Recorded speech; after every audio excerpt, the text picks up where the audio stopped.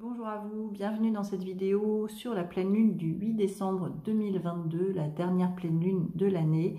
Je me connecte à ces énergies qui sont très puissantes. Je vois beaucoup de lumière qui mettent en lumière, la lumière éclaire en fait les pardons, ce qui n'est plus aligné, ce qui n'est plus juste, nous oblige en fait à nous regarder avec autrement que dans le jugement, regarder en se posant des questions, en se posant des questions existentielles justement, et faire en sorte de décider d'aller mieux, d'aller bien, d'aller sur son chemin, d'aller vers ce qui nous fait vibrer.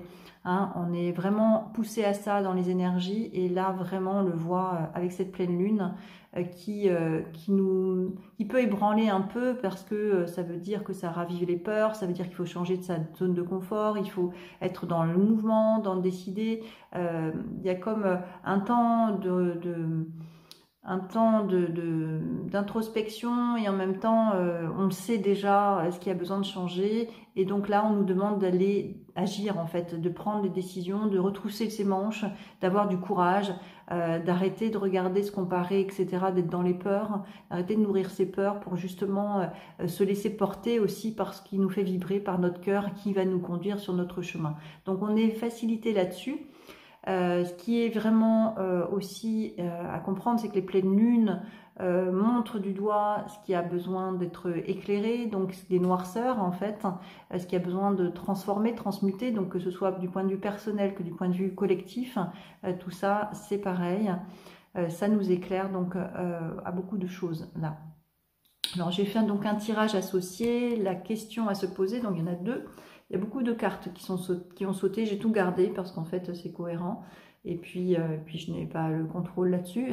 Donc la question à se poser, c'est quelle décision peux-tu prendre et qui es-tu? Donc vraiment d'être connecté à son essence, à ce pourquoi on s'est incarné, qu'est-ce qui nous est demandé de faire, qu'est-ce qui nous rend heureux, voilà, tout ça c'est dans la même idée. On a une décision à prendre et il faut y aller maintenant.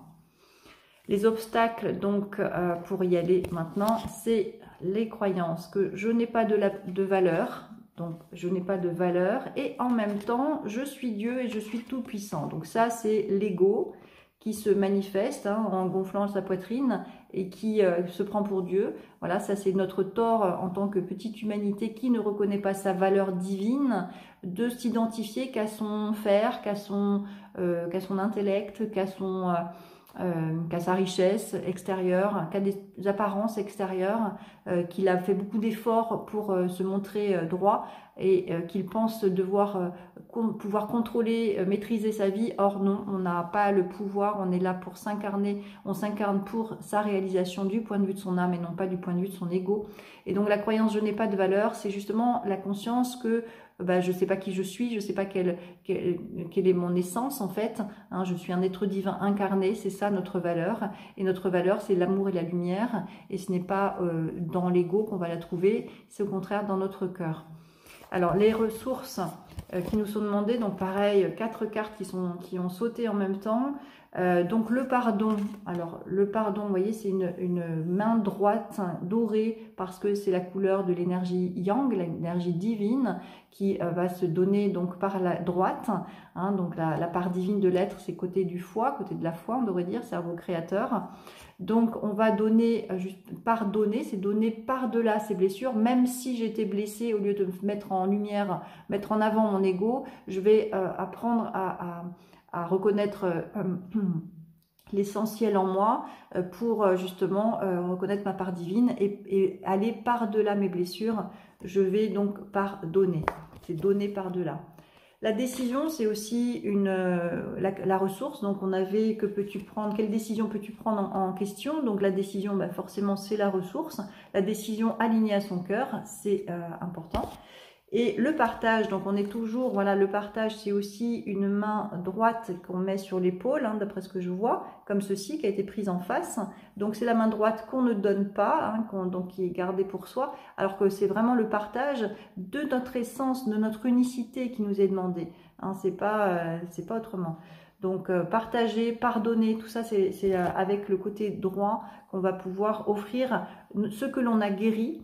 offrir ce que l'on a dépassé, ce que l'on a pardonné pour pouvoir offrir la meilleure version de notre être. Et également, là on voit une main gauche. Alors moi je vois une main gauche, effectivement, donc, mais bon, vous voyez à l'envers. Hein. Cette main gauche, donc c'est la version humaine de l'être, c'est que malgré la souffrance, malgré les blessures qu'on a pu vivre, il faut passer à l'action. L'action, c'est dans la matière, c'est la main sur la terre, on y va, on met en place des choses, on concrétise. Et là, on est à l'aube de la nouvelle année pour justement se mettre dans cette énergie de cette nouvelle année qui sera beaucoup plus dans l'action, dans les décisions alignées, dans ce qui nous fait vibrer. Donc cette pleine lune nous incite à ça et nous met justement idéalement dans cette posture-là. La carte qui est descendue, c'est la beauté intérieure. Donc c'est qui je suis véritablement, c'est un soleil, je suis issu de la source. Une nouvelle vision s'ouvre à moi afin d'accéder à l'être de lumière à l'intérieur de chacun. L'autre est la personne idéale mise sur ma route pour me réaliser. En comprenant son message, j'apprends sur mon moi, je ne juge point et découvre ainsi la pureté de l'âme, la beauté intérieure. Voilà, allons chercher notre beauté intérieure que nous pouvons voir à l'extérieur puisque l'autre est notre miroir et qui va justement nous aider à travailler sur nous, à pardonner pour reconnaître en fait la grandeur de notre être, hein, l'être divin que nous sommes.